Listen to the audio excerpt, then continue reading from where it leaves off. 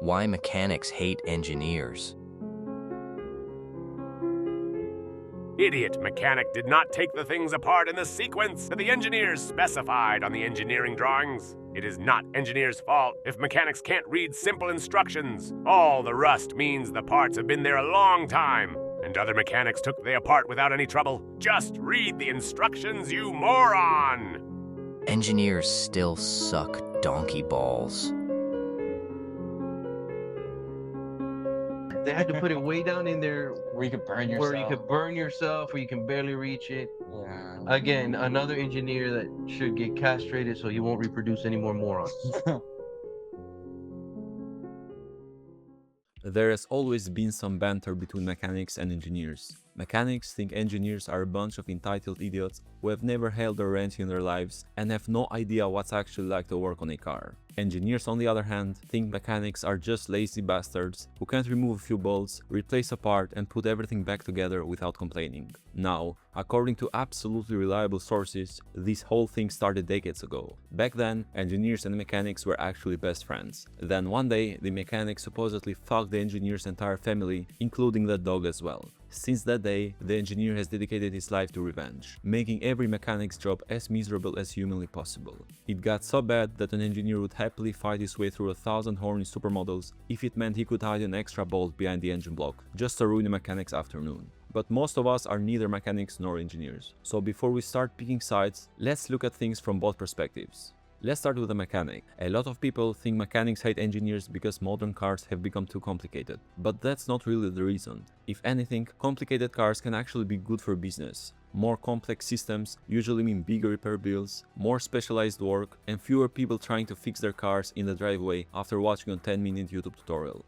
So what's the real problem? It's simple. Mechanics hate it when an easy job turns into a hard job for no good reason. Most mechanics get paid by the job, not by the hour. If a job is supposed to take 1 hour, that's what you charge for. But if bad design turns that same job into 2 hours, you are still getting paid for 1. Here's a real example. A first generation Audi Q7 comes to the shop for a battery replacement. You have never worked on one before, but batteries are usually simple, so you accept the job without thinking much of it. You open the hood, it's not there. You then check the trunk, since that's the other common spot. Still nothing. Now you are searching the internet trying to find where Audi decided to put this thing. Turns out it's under the driver's seat. So now you have to remove the seat and a few other parts just to reach a battery. A job that should have taken 10 minutes just became 30. And as an independent mechanic, it's hard to charge double just because the engineers decided to hide the battery behind all that crap. Someone may say, well, maybe there was no other place to put it, but that excuse doesn't make sense. If space was really the problem, every manufacturer would do the same thing. They don't. Most cars keep the battery somewhere easy to find, in the engine bay or the trunk, right where a mechanic expects it to be. Good serviceability is often a design choice. Some engineers think about the people who will eventually repair the car, others don't. Even when a mechanic knows exactly how long a job should take, the car can still fight back. Not because the part is hidden this time, but because there's simply no room to work. Imagine you need to remove one hose to reach the part you're actually trying to replace. Sounds easy enough, but that hose is squeezed between 3 other hoses, a wiring harness, and a metal bracket, all packed together so tightly that you can't even get your hand in properly. You can't just pull the hose out. First, you have to move everything else out of the way without breaking anything, and that's much harder than it sounds. Modern engines are also full of plastic parts, and some of them sit right next to the hottest part of the engine. After years of heat cycles, the plastic becomes hard and brittle. The worst part is that the mechanic often isn't even working on these plastic pieces, they're just trying to reach another component nearby. They barely put any pressure on a coolant pipe or connector and snap, it breaks in their hand. Now what should have been a simple repair has turned into replacing a completely different part as well. And the customer didn't come in asking for that part to be replaced. It wasn't leaking before, and from the customer's point of view, it only broke because the mechanic touched it. So the mechanic is stuck in a difficult position. They either spend extra time replacing the broken part without charging for it, or they have to explain to an unhappy customer why the repair suddenly became more expensive. Either way, a 1-hour job can quickly turn into a frustrating afternoon. Then we have specialty tools. Many shops have well over $50,000 worth of tools, and some have much more than that. A big part of that money isn't spent on fancy chrome ratchets, it's spent on tools that only exist because one manufacturer designed one component in one specific way. What's even more frustrating is that some of these tools might only be used once or twice a year. Imagine spending $400 on a tool, using it for 20 minutes, then putting it back on the shelf for the next 5 years. That's not exactly a great return on investment. Independent repair shops feel this the most. A dealership mainly works on one brand, so eventually those specialty tools may pay for themselves. An independent mechanic, on the other hand, might work on 10 different manufacturers in the same week. Each one needs their special tools, now multiplied by dozens of engine families, transmissions, and model generations. Sometimes the special tool isn't doing anything magical. It's basically a metal plate with 2 holes in it, or a strangely shaped socket, or a piece of steel that someone decided should only fit one engine built between 2014 and 2016. Could the part have been designed to use a normal wrench? Sometimes yes, sometimes no. But mechanics have seen enough examples to know that standard tools are often ignored in favor of proprietary solutions. Again, compared to manufacturers solving the same engineering problem. One designs a system that can be serviced with tools every professional shop already owns. The other requires 3 proprietary tools, 2 adapters, and a service manual that treats like you are preparing a space launch. If you spend enough time watching mechanics online, you'll notice that most of their hatred for engineers can be traced back to one thing: bolts. Bolts that are sitting right there, looking at you, yet somehow are completely impossible to reach. Every mechanic has experienced this. You are replacing a part and there's one final bolt holding it in place. It's right there. You can touch it with your finger, you can even get a socket onto it, but you can turn the ratchet because a coolant hose is in the way, or the wiring harness, or the chassis. So now the repair manual tells you to remove 6 other components first. Take off this bracket, disconnect this hose, move the wiring aside, remove another support, lower the subframe slightly, and then finally, after 30 minutes of preparation, you can remove the one bolt you wanted in the first place. The frustrating part is that in many cases, the problem isn't that there wasn't enough room. Sometimes, if that bolt had been moved just a few millimeters, or installed from the opposite direction, or if the bracket had a slightly different shape, the entire repair would become dramatically easier. And this isn't some rare mistake that happens once, it's everywhere. You find it on engines, suspension components, starter motors, and alternators, to name a few.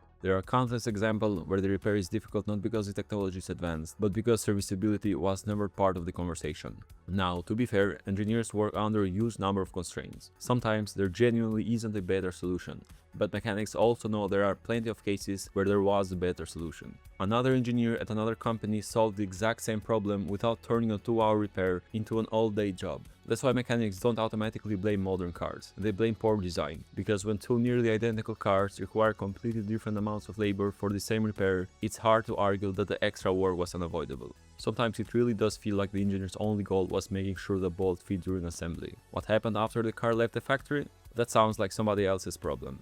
Let's finish the mechanic side with one of the greatest engineering masterpieces ever created, the cabin air filter on the 2017 Lincoln Continental. Changing a cabin filter is normally one of the easiest maintenance jobs on any car. Open the glove box, remove a small cover, slide the old filter out, put the new one in, and you're done. The whole thing usually takes less than 2 minutes. Now, take a look at this. You're supposed to do a cabin air filter, right? Well, to do so, you have to remove the glove box. Well, Lincoln, in their infinite wisdom, decided to hide screws that you have to take out in order to take this thing out. So it's got 4. Here, which you can get to by dropping this door open.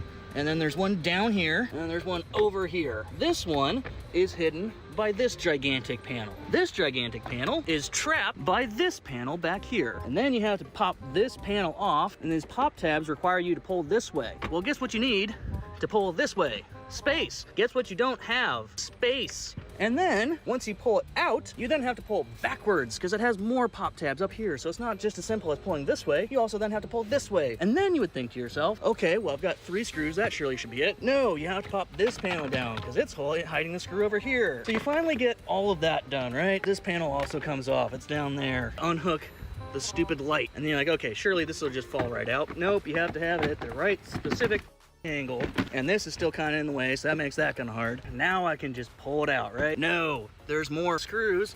It's honestly impressive how they managed to make something so simple this complicated. A dealership charges around $200 for the job. The filter itself costs about $33, the other $166 is labor. Looking at something like this, it's easy to see why mechanics think engineers design certain jobs to be as difficult as possible. It almost feels like they sat in a meeting and asked how can we turn a 2-minute job into a 2-hour one. Whether that's actually true is another story, but it's not hard to understand why people come to that conclusion.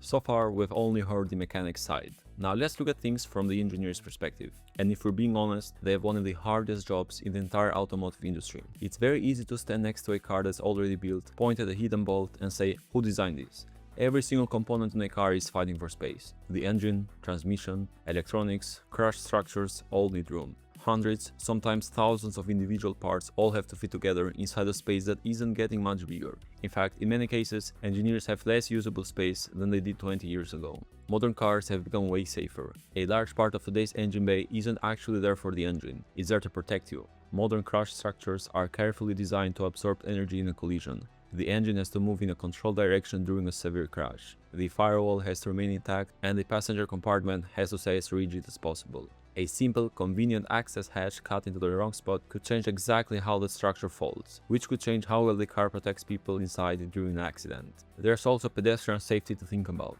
Many countries now require a certain amount of empty space between the hood and the hard parts underneath it. The idea is simple: if a pedestrian is ever hit by the car, their head has somewhere to go and something to absorb the impact, instead of slamming straight into solid metal. That single rule pushes hard components down and out of the way, away from the top of the engine bay, into spots that are, frankly, a lot less convenient for a mechanic. Then you have emissions regulations. Modern engines produce a tiny fraction of the emissions older cars did. That's great for the environment, but it also means adding more and more hardware: catalytic converters, diesel particulate filters, extra sensors, pipes and wiring.